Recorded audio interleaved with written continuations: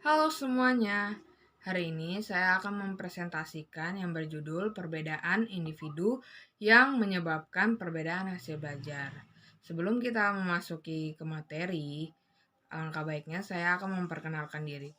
Memperkenalkan diri dulu. Perkenalkan, nama saya Lydia Nivea Indah Permatasari Silaban, NIM 200101174. Saya berasal dari grup E. Demi pemenuhan tugas UTS mata kuliah Psikologi Pendidikan, dosen pengampu Ibu Damayanti Nababan, MPDK. Untuk itu, silakan diperhatikan lebih lanjut ya. Halo semuanya, hari ini kita akan membahas tentang perbedaan individu yang menyebabkan perbedaan hasil belajar.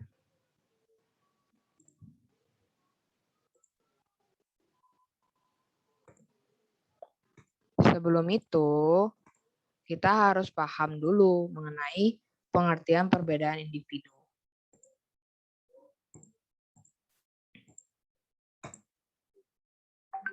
Pengertian individu adalah kata benda dari individual yang berarti orang atau perseorangan dalam oknum. Sedangkan menurut Kamus Besar Bahasa Indonesia, individu adalah orang atau pribadi orang yang terpisah dari yang lain. Bisa juga disebut individual yang berarti mengenai atau berhubungan dengan manusia secara pribadi, bersifat perseorangan. Pengertian individu. Perbedaan individu sangat berkaitan dengan psikologi pendidikan yang menjelaskan perbedaan psikologis antara orang-orang serta berbagai persamaannya. Maksudnya, psikologi pribadi atau individu menguji dan menjelaskan bagaimana setiap orang berbeda dalam cara berpikir, berperasaan, dan bertindak.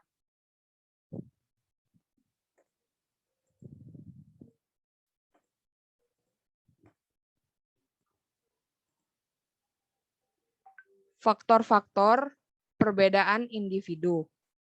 Faktor-faktor perbedaan individu dibagi menjadi dua faktor, yaitu faktor yang pertama faktor bawaan atau genetik, yang kedua faktor lingkungan. Yang pertama, faktor bawaan atau genetik merupakan faktor biologis yang dilakukan melalui pewarisan genetik oleh orang tua. Sedangkan faktor lingkungan menunjuk pada segala sesuatu yang terjadi di lingkungan luar dari individu. Faktor ini meliputi antara lain status sosial ekonomi, dan pola asuh orang tua, budaya, dan urutan kelahiran. Adapun macam-macam perbedaan individu antara lain yaitu intelijensi, gaya belajar dan gaya berpikir, kepribadian dan temperamen, perbedaan jenis kelamin atau gender, perbedaan kemampuan, perbedaan kepribadian, perbedaan gaya belajar, dan perbedaan dalam bakat.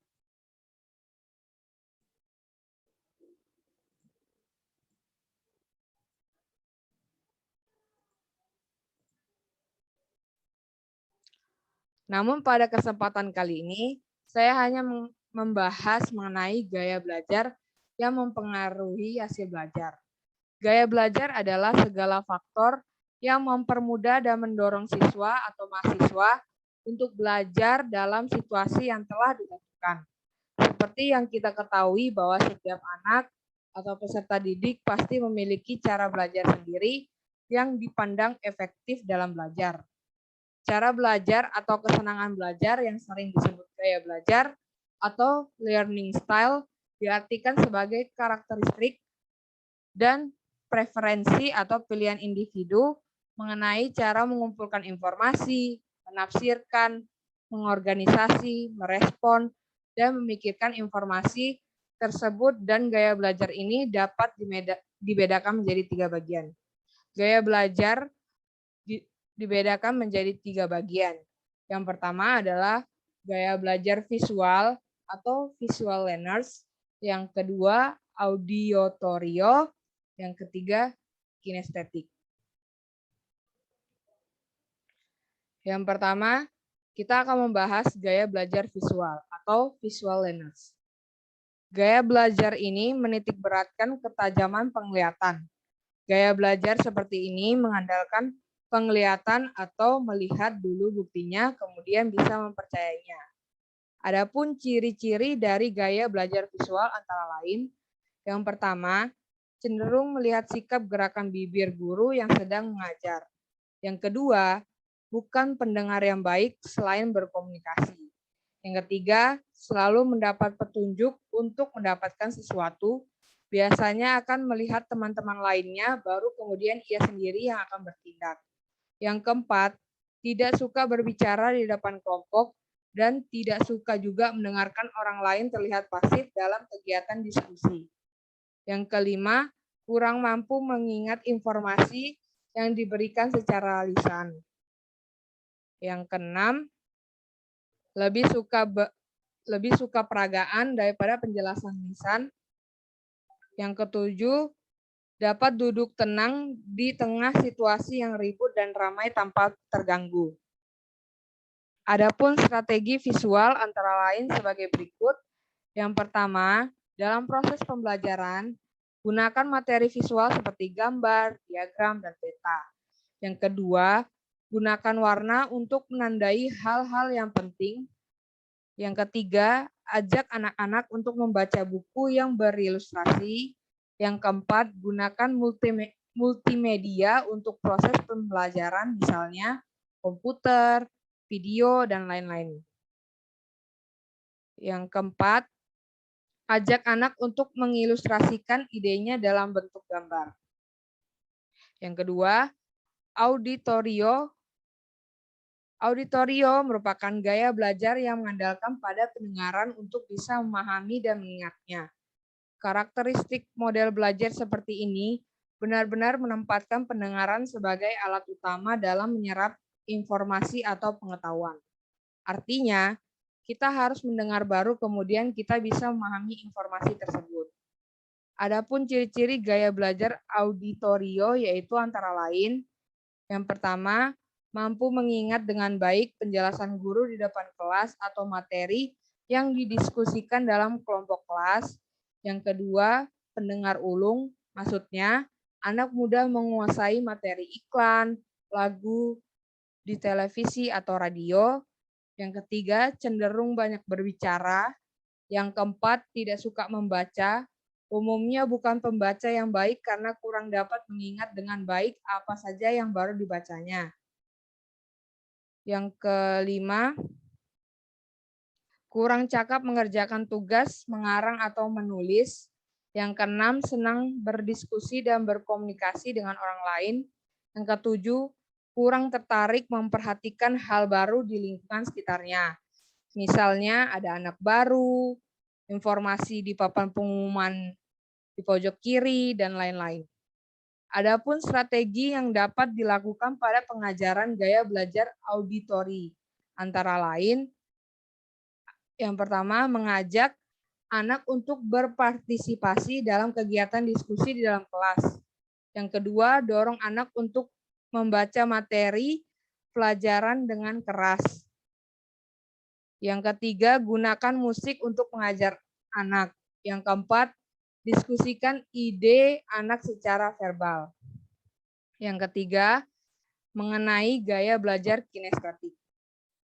Gaya belajar kinestetik adalah yang mengharuskan individunya menyentuh sesuatu yang memberikan informasi tertentu agar bisa mengingatnya.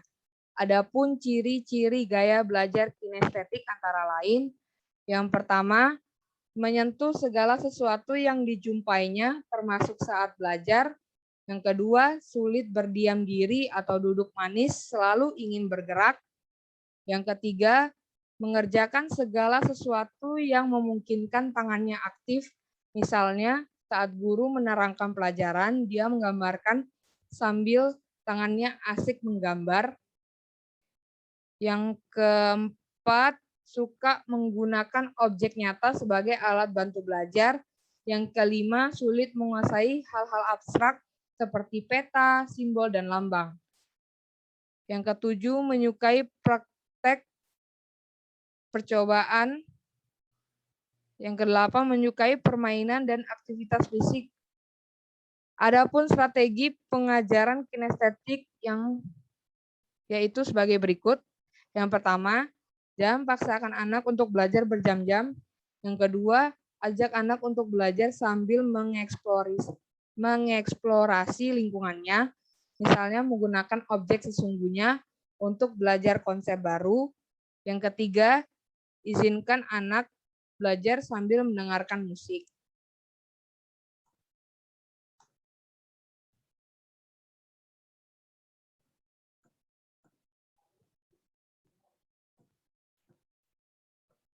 Kesimpulannya adalah dapat disimpulkan bahwa perbedaan individu dan gaya belajar dapat mempengaruhi hasil masing-masing belajar anak dari setiap masing-masing kepribadian yang dimiliki anak tersebut. Jadi, sebagai calon guru, kita harus mampu melihat masing-masing kepribadian dan cara gaya belajar yang dipakai untuk setiap masing-masing anak didik tersebut. Demikian materi pemaparan saya ucapkan terima kasih. Demikian tadi hasil pemaparan saya. Saya mengucapkan terima kasih dan saya juga memohon minta maaf jika terdapat sebuah kesalahan dalam pengucapan kata atau kalimat. Saya ucapkan terima kasih dan shalom.